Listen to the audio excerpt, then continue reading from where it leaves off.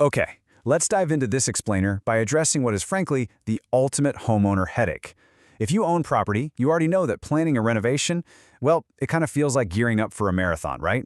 Especially when you're stuck waiting months and months in the local council approval queue. But what if I told you there was a VIP line? Today, we're demystifying the Complying Development Certificate, or CDC. If you live on the northern beaches, this is your potential renovation fast pass, and we're going to explore exactly how to get it and, well, when it might just slip right through your fingers. So here's our roadmap for today. We're going to hit 1. The fast track, 2. CDC versus DA, 3. The Northern Beaches catch, 4. The step-by-step playbook, and 5. Common mistakes to avoid. Let's get right into it. Section 1. The fast track, or how to legally bypass the bureaucracy. The really crucial point here is that a CDC bypasses the local council queue entirely. Honestly, as long as you play strictly by the state's rules, of course.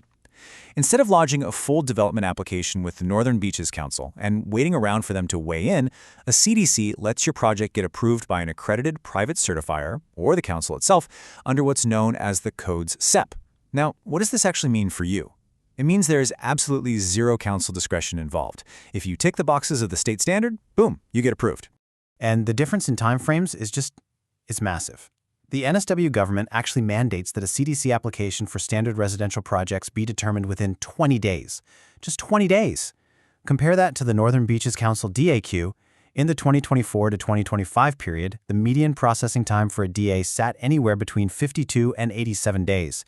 And remember, that is just for the council assessment part. So, it's basically like getting on the amusement park ride in 20 days instead of languishing in the regular line for up to 3 months. Oh, and the benefits aren't just measured in time. The NSW government notes you can save up to $2,600 in approval costs alone by using the CDC pathway. Because naturally, less time in the system generally means lower holding costs, fewer administrative fees, and getting your builders on site much, much faster. So, what kind of renovations actually get to use this fast pass? We're talking about things like internal layout changes, as long as they aren't structural. Knocking out that old kitchen or bathroom, adding a single-story extension, dropping in a swimming pool, or even building a granny flat out back.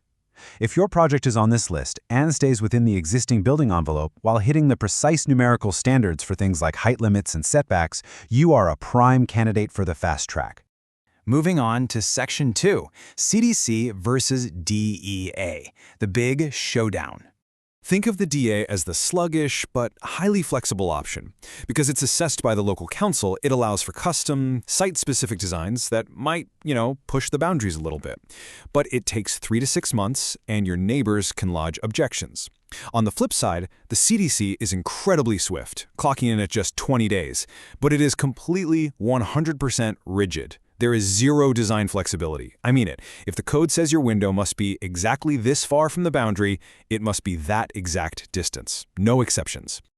All right, Section 3, the Northern Beaches catch. This is where the fast pass fails. So the Northern Beaches is obviously a stunning place to live, right? But its unique environment is exactly what might invalidate your CDC eligibility. If you live up in Duffy's Forest or Terry Hills, you're likely in a bushfire-prone zone. A high bushfire attack level rating can entirely exclude you from a CDC. Down in Manly or Freshwater, well, you might be in a heritage conservation area, meaning any external works demand a full DA. In Coleroy or Avalon, coastal erosion and flood risks come into play. And if you're lucky enough to live on a gorgeous steep sandstone ridge in Balgala Heights or Seaforth, the slope itself often pushes your design right outside the strict CDC height and setback limits. So even if your project qualifies on paper, living on a cliff in Seaforth or a heritage street in Manly might instantly revoke your VIP pass. And hey, don't forget, the size of your block matters just as much as its location. For popular projects like granny flats or dual occupancies, the state code mandates a minimum lot size. Typically, that's 450 square meters for a single dwelling lot. A lot of the older, smaller blocks scattered across the northern beaches simply do not meet this threshold, which bumps you straight back to the DA line. Let's jump to Section 4, the step-by-step playbook, your actual path to approval.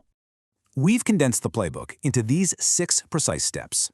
Step 1 is checking your eligibility and gathering your team. You're going to need an architect or draftsperson, a builder, and a certifier.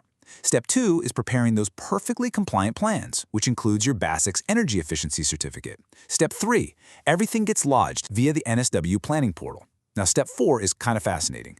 Your neighbors get notified 14 days before the certificate is granted, but here's the kicker. They cannot legally block or object to a compliant CDC, period. Step 5 is receiving that golden ticket, the CDC, usually within 20 days. And finally, step 6, construction begins, punctuated by mandatory inspections from your certifier. Now, let's talk budget. Even though it's cheaper than a DA, you still need to budget for this specialized team to make sure your application is totally flawless.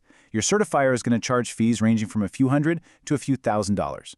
You'll also need to pay for architectural or design fees. Those typically run between $3,000 and $15,000, or sometimes more, depending on the complexity of your plans. Add in your specialist reports like structural engineering and the minor NSW planning portal lodgement fees, and that's your total pre-construction cost. Bringing us to our final section, Section 5, Common Mistakes to Avoid, because you really don't want to derail your renovation. So here are the top pitfalls we see homeowners fall into. The absolute biggest one, assuming you're eligible without pulling a Section 10.7 planning certificate from the council to check for hidden heritage or bushfire overlays. You have to check that first. Another massive error is designing first and checking compliance second. I cannot stress this enough. Do not fall in love with a beautiful custom design before confirming it actually fits those strict, non-negotiable codes SCPP standards. You should also make sure you hire a certifier with specific Northern Beaches experience. Don't overlook energy efficiency requirements, and please, talk to your neighbors. They might not be able to legally stop you, but honestly, keeping the peace in tight-knit coastal communities just makes the actual construction phase infinitely less stressful for everyone. We really need to emphasize this next warning crystal clear. Starting construction before your CDC is officially issued is completely illegal, period. It can result in devastating stop work orders, super hefty fines, or even being forced to literally demolish the non-compliant work. So please, whatever you do, do not jump the gun and start knocking down walls before that certificate is firmly in your hand. At the end of the day, the CDC pathway is a phenomenal tool. It can save you months of waiting and thousands of dollars, provided your project and your land play strictly by the rules. So before you hire a builder or knock down a single brick, grab your property's planning certificate and ask yourself this vital question. Will your renovation fly through the fast track, or are you caught in a heritage zone? Check your overlays, build your team, and start planning smart. Thanks so much for joining us for this explainer, and we'll catch you in the next one.